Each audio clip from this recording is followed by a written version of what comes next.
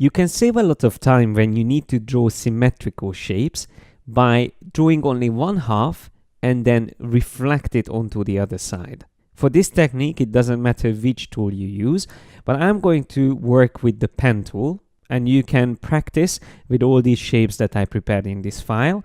So all you need to do is to start drawing either the left or the right side. It's up to you. And notice that I also prepared apart from the shape in the background, a guide in the middle. That is going to be the center of symmetry. So it will definitely come in handy later. But for now, I'm going to start drawing.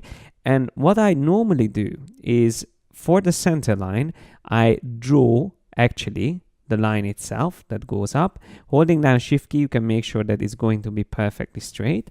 And I'm just going to remove the fill color. We don't need fill for this shape in the beginning while I'm drawing. I'm going to increase the size of the stroke a bit so we can just see it better. Now I can draw the heart shape. Once again, there's many different ways I could do this. I could even do this almost with just one line. If I hold down Alt, click and drag this point out here, then I can go all the way down to the bottom and drag it out like that. And then I can just hold down Alt again and change the shape slightly at the bottom. Now, this would create a nice curve, but it doesn't have that subtle change there at the bottom. Just to show you a combination of tools, I'm going to just click on this point here to add an additional anchor point. And then I can switch to the reshape tool, if you remember. And with that, I can just drag this point in and the other side slightly back. So immediately I managed to add that additional curve at the bottom. But now that we have half of the shape, I can even select it and press Shift X to swap the colors. And let's just set it to something different than the background. I'm going to choose blue, which stands out. Now comes the part which is the most important from this video, how to reflect this.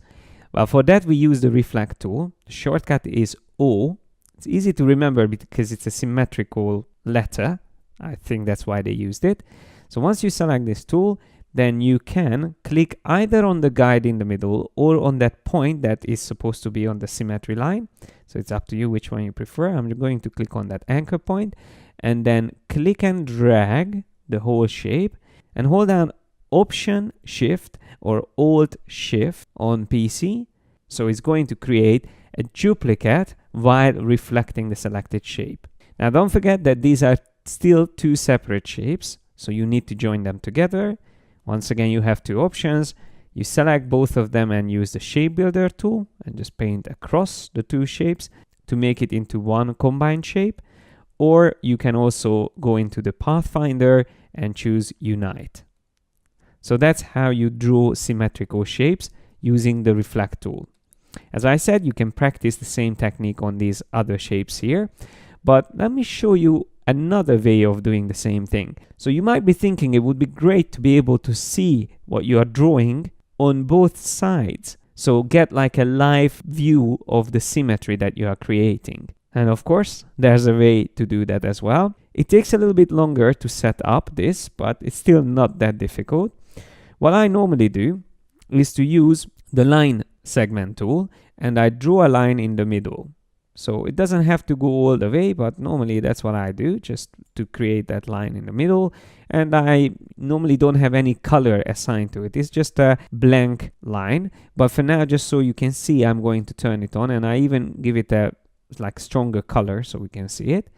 So that line is important. You can use even a guide for it, but normally I have a line there, which I later on can just hide. And once you have this shape, just select it and press Command or Control G to group it. Then what you need to do is to select the line, which is now a group, and we are going to apply an effect on the group itself. It's important that you don't apply the effect on the line, only once it's in a group. That's when you apply the effect on the group itself. So we go into the Effect menu, and under Distort and Transform, we find the Transform feature. So let's select that. And it's quite a big dialog box, but it's not that confusing. I mean, quite simple how to set it up. All you need to do is to set up copies to be 1, turn on the reflect to be X, and then depending on whether you want to draw on the right side or on the left side, choose the opposite reference point here at the bottom. So if you want to draw on the right side, choose the left. If you want to draw on the left side, choose the right. And that's all you need to do. So now I can click on OK, and I'm going to draw on the left side. But before I start, I have to also remember to double click on the line, which is our group, and get into isolation mode, which basically means that you are going to draw within the group. So everything you create will be automatically be inside this group. And this is the point where I normally turn off my center line because I don't need to see it anymore. Now, just to see how it works, I'm going to select the pencil tool and I just draw something here. But you see immediately on the other side it's going to appear. Now, how cool is that? You can immediately see what you are doing, and you can use all the tools and shortcuts that we learned about, but use them immediately in symmetry. Now at this point, usually what I do is to select that line that we created in the middle, and I set it up the way I would like to draw. So I set it up to be red, and 1 point will be fine for now. And I'm going to just drag the top end down until it meets my actual drawing, just like that. And then of course I'm going to delete all this from here on the side, and then I will actually continue drawing from that center line. So I click on the top end of it, and then I can start drawing this shape. Now I would be able to go all the way there, but I'm just going to do it quickly and draw this point.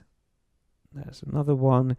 Alt click, draw another curve, and notice how it's being drawn at the same time on the other side. So I'm just going to hold down Shift key here and Shift again. So there's my closed shape. Now that we are ready with this, we can even press Shift X, so to swap the stroke to become the fill. Then double click outside, and notice that this other half we can't select yet because it's only an illusion. It's created by the effect that we have on the left side. You can see in the appearance panel that we have the transform effect, and that is what's producing that other half. Now it's perfectly fine to keep it like this. As you can see, I can move it apart and it looks great. And the good thing about keeping it like this is that if you want to make any amends, so let's just say select a point and move it a bit further up, then automatically the other side will update. So let's do a little bit more drastic change. I'm going to select the twirl tool and make this brush bigger and add a twirl on one side, and you see immediately the other side appears. So as long as you keep the transform effect live, it's going to automatically update on both sides, which is great. But if you want to merge the two sides together and make sure it's not working in symmetry anymore, then what you should do is to go up to the object menu and choose Expand Appearance, which is going to basically flatten the effect. And you can already see in the layers panel now we have two actual physical sides. And having them selected, just use the shape builder, paint over it, and then again you have the same result as we did with using the reflect tool before. So these are the two different techniques that I normally use when I do symmetrical drawing. It's good to practice both of them because each of them has their advantages. I would say the reflect tool is much faster and easier to set up. So for simple shapes, that's great. But when you want to see live what's happening on both sides while you are drawing in symmetry, then setting up this effect that I showed you on a group can be a more effective technique. Now that we've seen how the basic symmetry works in Illustrator, it's time to look at concentric or radial symmetry in the next video.